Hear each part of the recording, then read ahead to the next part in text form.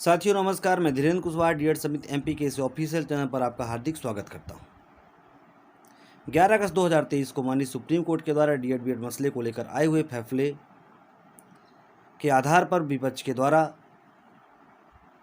16 सितंबर को एक review petition दायर की जाती है और उस रिव्यू पिटीशन को लेकर के हमारे साथियों के बहुत सारे प्रश्न हमारे बीच में आ रहे हैं, जिन प्रश्नों का जवाब मैं आप सभी के सामने लेकर उपस्थित हुआ हूँ। साथियों, वीडियो थोड़ा लंबा हो सकता है, आप इसको पूरा देखिए और अभी अपने सभी साथियों को शेयर कर दिए, चैनल को सब्सक्राइब करिए, वीडियो को लाइक करिए और साथ में अपनी राय कमेंट के माध्यम से ज़रूर हमें बताइए। साथियों, कई महत्वपूर्ण बिंदुओं पर चर्चा करूंगा। रिव्यू पिटीशन क्या है और देरी से रिव्यू पिटीशन गई और देरी से जाने का क्या देरी से रिव्यू पिटीशन एक्सेप्ट हो जाती है। इसके बाद क्यूरेटिव पिटीशन क्या है और रिव्यू और उन 4 सालों की सुनवाई जो माननीय हाई कोर्ट से लेकर सुप्रीम कोर्ट तक हुई, क्या नए फैक्ट हो सकते हैं बीएड के विपक्ष के, इस चीज़ पर भी चर्चा होगी। एनसीटी का इसमें क्या रुख है, उस पर भी चर्चा होगी और फाइनली उस बात पर चर्चा होगी जिस चीज़ को लेकर हमारे बीच में इतने सारे प्रश्न आ रहे हैं। ये कल से पूरे जो ग्रुप हैं और हर जगह इस बात को हमारे साथियों के द्वारा कहा जा रहा है कि मध्य प्रदेश में 4 अक्टूबर को सुनवाई होने जा रही है, उस सुनवाई पे इस रिव्यू पिटीशन का क्या असर होने जा रहा है और साथ में बीएड के क्या फैक्ट हैं, क्या नौटंकीबाजी है, क्या बहानेबाजी है, उस पर बहुत अच्छे से चर्चा होगी। साथियों, सबसे पहले हम बात करते हैं रिव्यू पिटीशन क्या है। संविधान का आर्टिकल 137 सभी को अधिकार देता है इस बात का कि हाई कोर्ट या सुप्रीम कोर्ट से आए हुए किसी भी फैसले को आप एक बार पुनः रिव्यू कर सकते हैं, अर्थात आप पुनः इस बात के लिए प्रेयर कर सकते हैं कि जो फैसला आया है, इस फैसले पे कोई भी ऐसा फैक्ट, ऐसा बिंदु है जो उनको स्पष्ट समझ में नहीं आ रहा है और या कोई ऐसा महत्वपूर्ण बिंदु जो इतनी लंबी सुनवाई के बाद भी छूट गया और या आ गया है, उस चीज़ को रखा जा सकता है साथियों, और रख करके रिव्यू पिटीशन लगाया जा सकता है। क्यूरेटिव पिटीशन के बारे में बात करेंगे। क्यूरेटिव पिटीशन क्या है और कैसे क्यूरेटिव पिटीशन को लगाया जाता है और उस क्यूरेटिव पिटीशन को कौन सुनता है। साथियों, जो रिव्यू पिटीशन इनके द्वारा लगाई गई है 16 तारीख को, सबसे पहले वो तो डिले लगाई गई है और डिले होने के बाद हो सकता है हियरिंग मोशन पे ही रजिस्ट्री होने के बाद उस चीज़ को कैंसिल कर दिया जाए और वो वहाँ तक पहुँचे ही ना जहाँ पे इस बात पे समीक्षा करनी है। और यदि वहाँ से एक्सेप्ट होती है और माननीय जजेस इस बात के लिए एक्सेप्ट करते हैं कि हम इस जो रिव्यू पिटीशन लगाई गई है इसको हम देखेंगे, तो वो सबसे पहले माननीय जजेस के चेंबर पे जाएगी। चेंबर का मतलब साथियों वो कोर्ट रूम नहीं जहाँ पे सुनवाइयाँ होती। चेंबर एक अलग चेंबर होता है जहाँ पे माननीय जजेस बैठते हैं, वहाँ पे उनके सभी रिकॉर्ड फाइल, उनकी सुनवाई से संबंधित सारी चीज़ें होती हैं, वहाँ पे जाएगी और वही जजेस जिन्होंने इस पूरे मामले को सुना है वो वहाँ पे जाकर के देखेंगे कि रिव्यू पिटीशन जो डाली गई है उस पर क्या फैक्ट है। और आप देख रहे हैं बीएड के नेताओं के द्वारा ही कहा जा रहा है कि रिव्यू पिटीशन 100% खारिज होने के चांस है, क्योंकि कोई फैक्ट है नहीं। वहाँ पे जाएगी और वहीं चेंबर से खारिज हो जाएगी और 100% खारिज हो जाएगी। 1% बहुत सारी रिव्यू पिटीशन एक्सेप्ट हुई हैं माननीय सुप्रीम कोर्ट के द्वारा, लेकिन इस रिव्यू पिटीशन का एक्सेप्ट होने का 1% चांस नहीं है, अर्थात सुनवाई के लिए मामला आएगा ही नहीं। इसके बाद बात करते हैं अपन क्यूरेटिव पिटीशन की।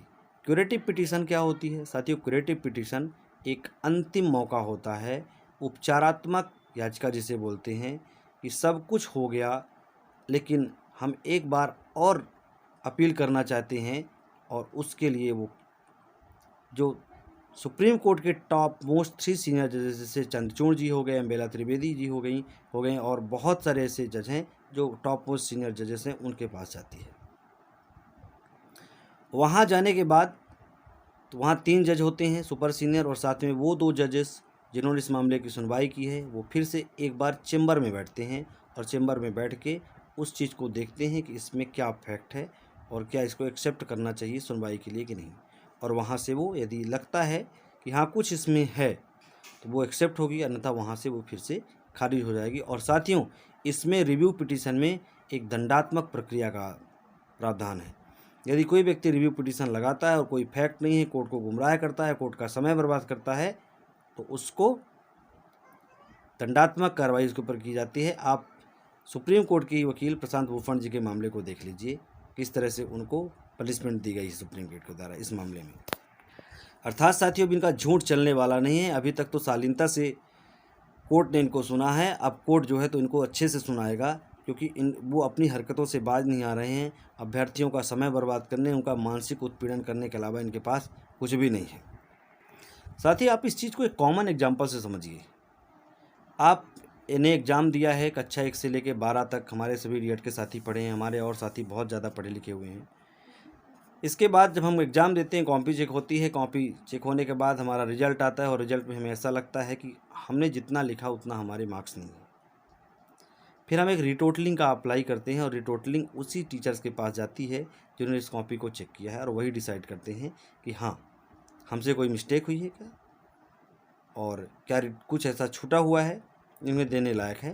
तो वही एक बिल्कुल सहज प्रक्रिया होती है कि वहाँ जाएगा, और जब ये कोर्ट के मामले पे होता है तो वहाँ पे सारी चीज़ें बारीकियों से होती हैं, और वहाँ इतनी लंबी सुनवाई। साथियों, आपने देखा हम हाई कोर्ट में 2 साल की सुनवाई चलती है, सुप्रीम कोर्ट में लगभग 1.5 से 2 साल सुनवाई सारी चीज़ें चलती हैं।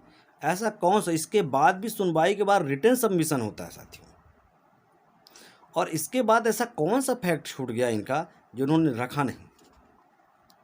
साथियों, इनका एक फैक्ट छूट गया है, वही बच्चों का मानसिक उत्पीड़न करना, कैंडिडेट का, उनका समय खराब करना, माहौल ख़राब करना, वही छूटा हुआ था, और उसी को वो फाइनली एक बार फिर से रखने जा रहे हैं। हालांकि बीच बीच में अपने अपने झूठ के माध्यम से इन चीज़ों को रख चुके हैं, लेकिन उस समय तक तो इनको लगता था कि ये सरकार से प्रेरित निर्णय है।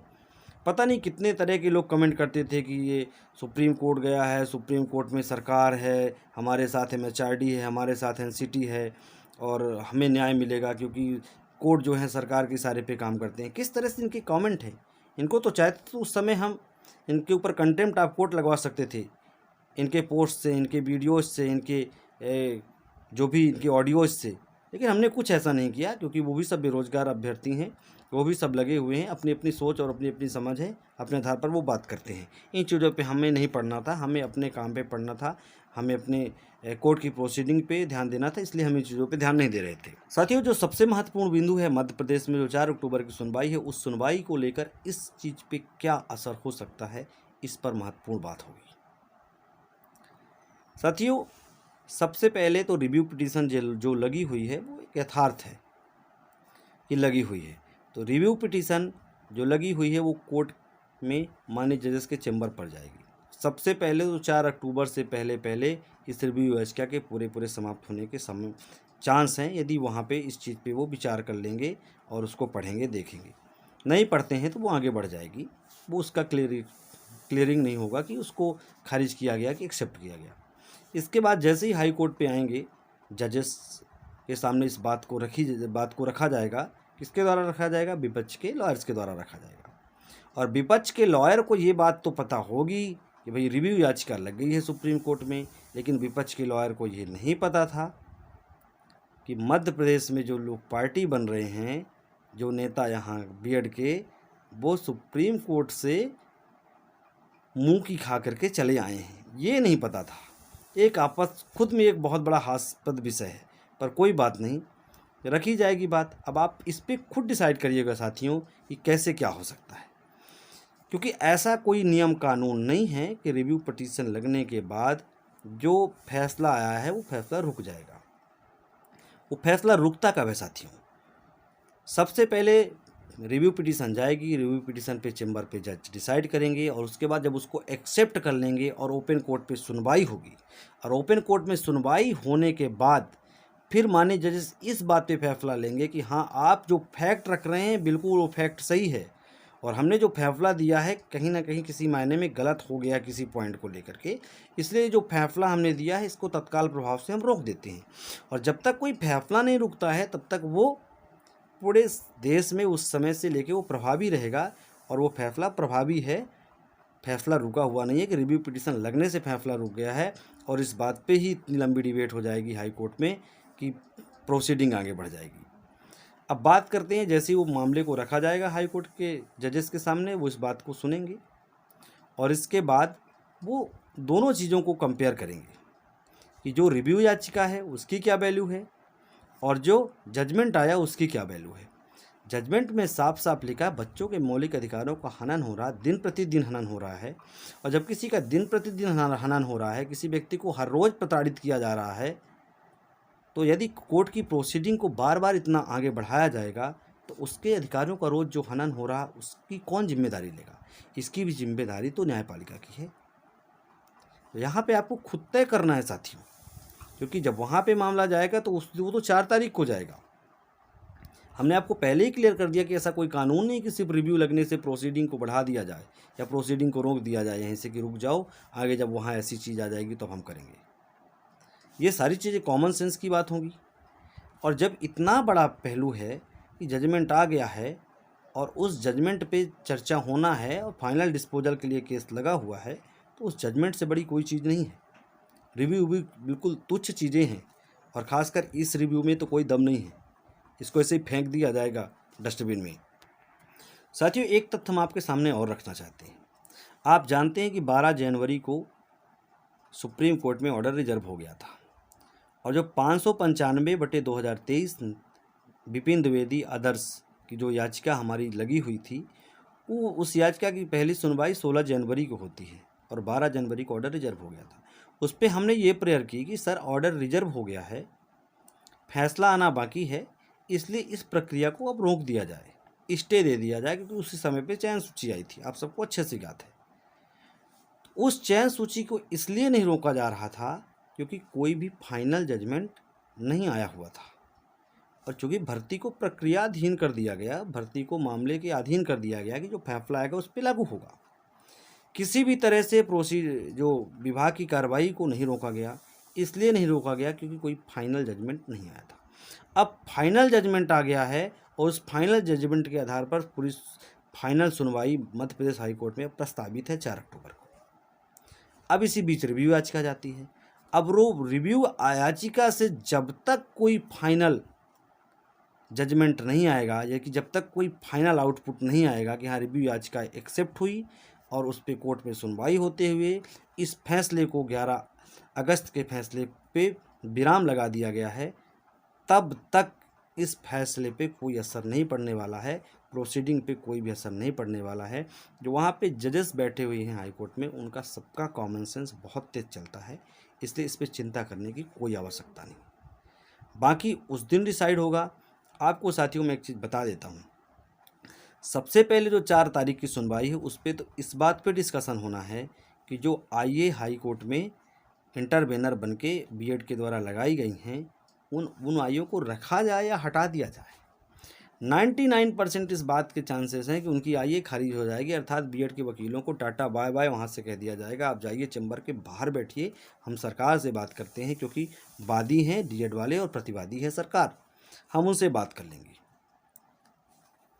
आपने देखा कि एनसीटी ने इस बात को अच्छे से स्वीकार कर लिया कि जो भी फैसला आया वो हमारे लिए मान्य है, अपनी वेबसाइट पे अपलोड कर दिया। एनसीटी खुद नहीं जा रही है, एनसीटी खुद सुप्रीम कोर्ट नहीं जा रही है, ये जा रहे हैं थर्ड पार्टी जा रहे हैं और थर्ड पार्टी की यहाँ पे कोई विशेष वैल्यू नहीं होगी, क्योंकि आप एक बार आप हार के आ चुके हो। हाई कोर्ट से हारे, आप सुप्रीम कोर्ट गए, अब सुप्रीम कोर्ट से हारने के बाद फिर आप रिव्यू पे जा रहे हैं, तो आपका कोई महत्व नहीं है, आप अपनी बेइज्जती करवा रहे हो सकता है आपके लिए कुछ ऐसी व्यवस्था कर दी जाए कि जो इतने दिन अभ्यर्थियों का मानसिक प्रताड़ना गुमराह की हो, उसकी भी पनिशमेंट आपको मिल जाए। तो हमारे सभी साथी मध्य प्रदेश के हों चाहे किसी भी अन्य राज्य के हों, इस बात को पूरा अपने आप में आश्वस्त रहें इस बात को लेकर के कि इस बात से कोई असर पड़ने वाला नहीं है, और यदि असर पड़ता भी है किसी भी तरह का तो ऐसा कोई बहुत बड़ा नेगेटिव असर नहीं पड़ने वाला है जिससे कि कुछ नुकसान हो सके आपका। तो साथियों, यहीं से वीडियो को मैं समाप्त करता हूं। बहुत बहुत धन्यवाद। वीडियो लंबा है, वीडियो पूरा ज़रूर देखिएगा, अपने साथियों को शेयर ज़रूर करिएगा।